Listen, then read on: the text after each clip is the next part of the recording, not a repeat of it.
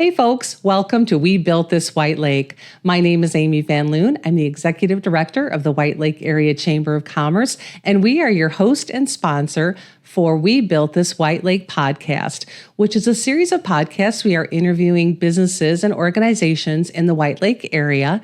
And today we have with us Angel and Sean Montgomery from Montgomery Inn and Suites in Montague. Welcome to the both of you. Great to have you in the studio. I'm so excited to talk with you. I have known Angel and Sean for quite some time at the Chamber of Commerce. They've been a big part of not only the Chamber of Commerce, but the community. So reached out to these two and said, hey, come tell us a little bit about Montgomery Inn and Suites. And so with that, Sean, I'm going to go ahead and hand it right off to you. Right. And if you could share with our viewers a little bit about Montgomery Inn and Suites. All right. Thank you, Amy. Montgomery Inn and Suites. Currently, we have 10 rooms. Okay. It's evolved a lot over the years, but currently we've got 8 standard rooms, 2 jacuzzi fireplace suites. We host in the summertime a lot of weddings, family reunions. We've done celebration of life events. So we're kind of not your standard hotel, but we're kind of a niche hotel. We get a lot of parties that 10 rooms is seems to be the right size. So if you're having your family event or whatever, we're like, look, you can put, if you take every hotel room, we have a backyard with 4 ponds, 2 waterfalls, outdoor kitchen. It's like you can have an event out back, just rent all the rooms. There's a small fee if you're going to have a party back there, but it's just it's very quaint.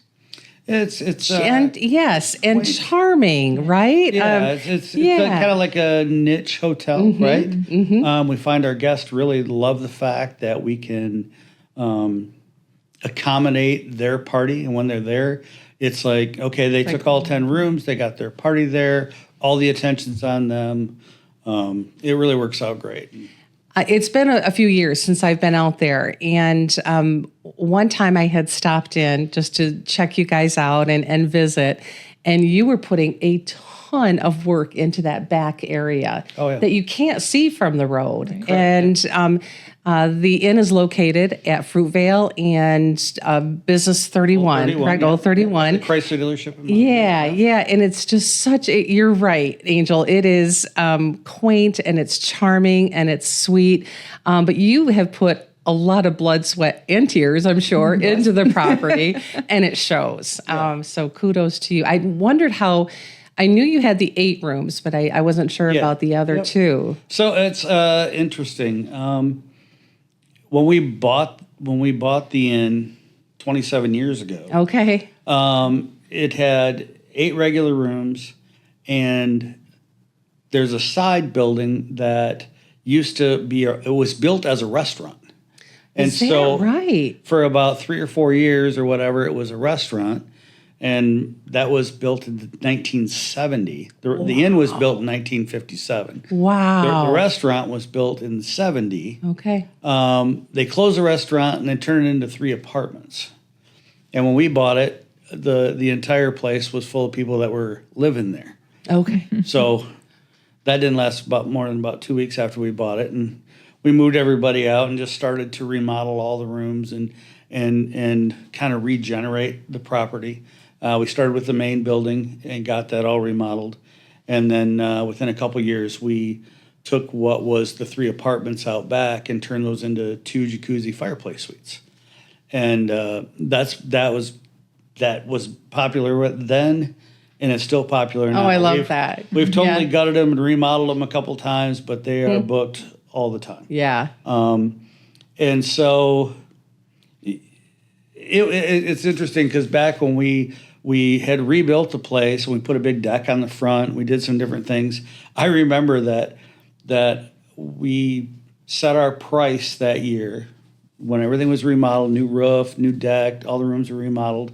I said, I'm going to charge $55 a night. Oh, wow. And I was told, oh, you're never going to get that. You're not Is that right? That says you won't get that. You're not going to get any business. That's not going to happen.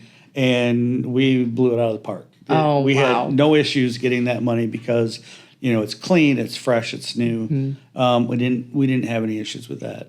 And so over the years, we've remodeled. I couldn't tell you how many times.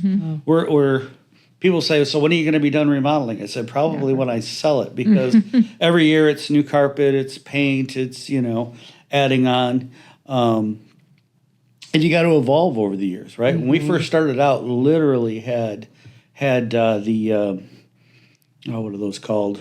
The little reservation cards? Yeah, they were just baking cards. The ones you put your little recipe cards. Little recipe cards. We just put your name on it, your address, your phone number, and we just stick it in the file. And that's, we had a desktop calendar. We write down who was coming on what day. Oh, it was 27 years ago. Yeah. And we spent huge money to put telephones in all the rooms. Wow. It's like wow, that's a big deal. People just, hey, we got to have a telephone in the room. Nowadays everybody has their own phone or two, so nobody cares about a phone in the room anymore. When we started out, it used to be all about the one-on-one contact, right?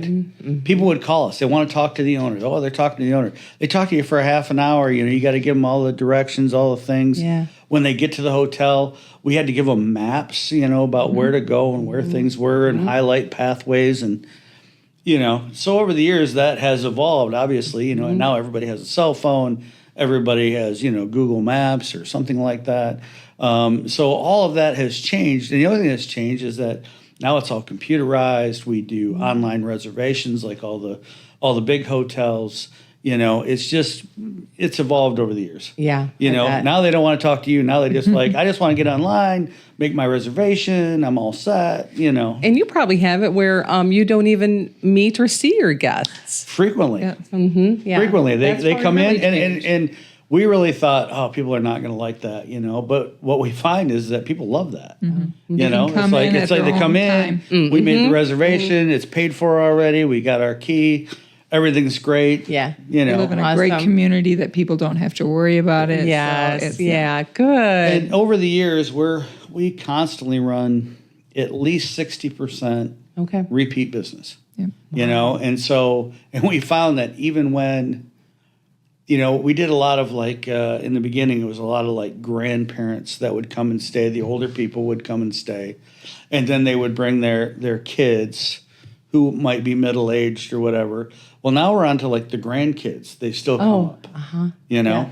So multi-generational, you're sure. seeing. You just see them over year after year after year, And we've met some people from all over the world. It's been a great experience doing that.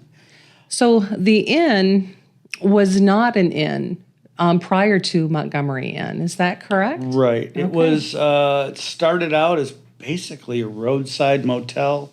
When we bought it in March, it had 3 broken windows. Wow. People were living there. It wasn't. Yeah. Did they have a name? There's been a few names. That was Trailside and Lodge. I think that was wow. back then. And so, and all that, obviously, all that went away. Yeah. And like I said, it's been a great experience. We've built the inn based on our customers' request. So I had a huge learning lesson about 16 years ago. We had a family that has stayed with us now for probably almost 20 years. And unfortunately, they first stayed with us because there was a doctor and his wife was from Montague. Okay. And she unfortunately got killed in a car accident. Oh, wow. And so as bad as that is, they needed a place to stay in the middle of summer, do the service and whatnot. And so they stayed with us. And the following year, they came back for a memorial. They live in a southern state, right? So they came up for the memorial and brought a few people with them.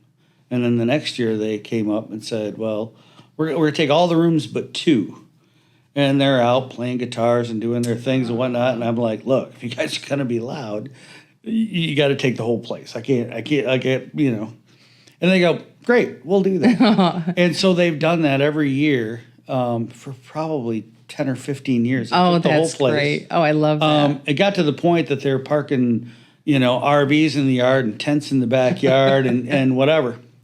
And so me, being the smart guy, I go, we got to do something for these guys. They sit out on the front deck and they do all their stuff, and all their stuff hangs out there, and then it rains and it's windy. So I hired an architect to draw up all the plans to add this huge great room to the front of the building. With a fireplace and a bar, and close it and make it nice, and it's air conditioned. Yeah. And so when they came in, I laid out all these blueprints and said, "What do you think?" And they said, "Yeah, we don't like it." Oh. And I'm like, "You don't like it?" And I go, "What do you mean?" There's a reason why I'm passively doing this. I said, we're kind of building this around, your group. And they go, "No, we come up here because we like to be outside.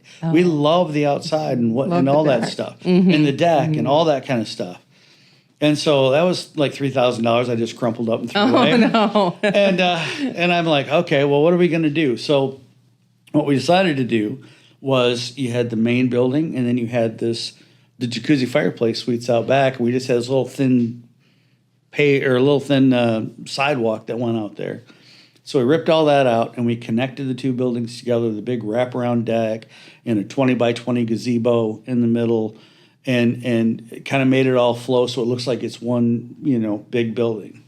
But behind that, you're talking about the backyard. So, that was really built for that family, really.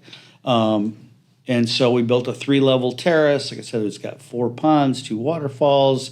There's surround sound. There's an outdoor kitchen. Nice. It has all of those things. Mm-hmm. And the first year they came in, it was just dirt piles, and they could see the stuff. And they go, "What are you doing?" I said, "I'm fixing my problem." Because when they came in the next year, it was all done, all the pavements down, all the pavers, brick pavers. It was 15,000 brick pavers, 34 skids worth of stone. Oh, my word. That we put down, did all the waterfalls, all that stuff, put it together. And they came in the next year, and I said, "Okay, you didn't want a front, you wanted to be outside.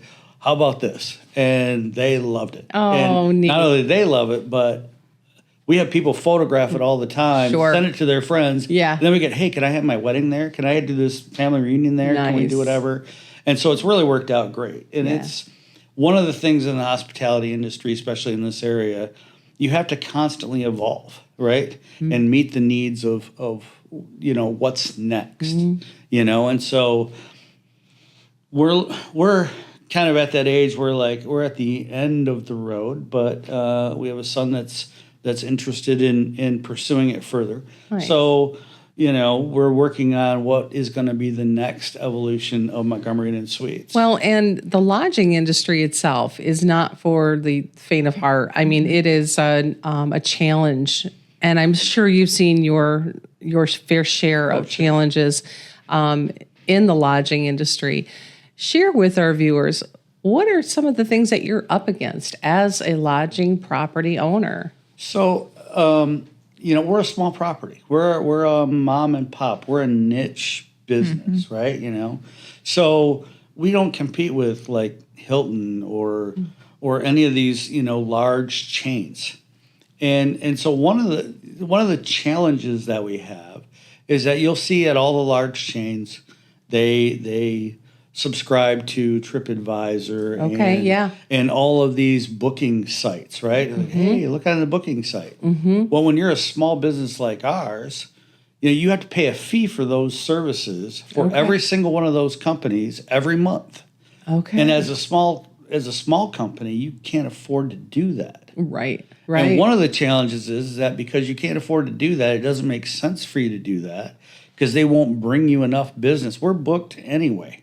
So it doesn't make sense for me to pay a bunch of money to not always have the availability. Mm-hmm. But when you don't have their availability, when you log onto their site and you look up Montgomery Inn, do a search. It'll do a search. It'll say, "Oh yeah, they have no availability," and it doesn't matter if you're booked or you're not booked or whatever. Mm-hmm.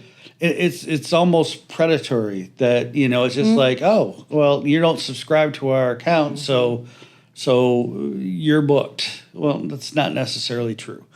Luckily, we have the repeat business that we have. People call us, people know us, so it's been a challenge, but we've worked through it. Sure. Yeah. Other than that, the other challenges are like in the last 10 years is the big on push for Airbnbs. Yes, I knew you were going to say that. Yes. Airbnbs, I personally don't have an issue with an Airbnb. No, right. Right? Because they offer some great stuff. But we're required to follow all the rules and the regulations of the state and pay like 6% sales tax, you pay 5% accommodations tax. That money comes right back into this community for the tourism. Yes. For the trade, for the Chamber of Commerce, Yes. for other Thank you. places, Yes. right? Yeah. And there's so many communities that people just don't collect that tax. They don't pay that tax. You know, they're not involved in that. So they're taking tourism away from the hotels that need it, but they're also essentially taking money from the community that supports them. And you know, I have some heartburn with that. It's not killing us by any means, you know, but it's one of those things that, you know, if you're going to be a part of the community and you're going to rent your house or your room or whatever on Airbnb, just play by the same rules as everybody else pays and support your community in a positive way. Yeah. Right? You know, not paying those things, I'm sure it saves you a few bucks, but, you know, it makes the playing field unlevel and it takes money from the community where we need it. Yeah.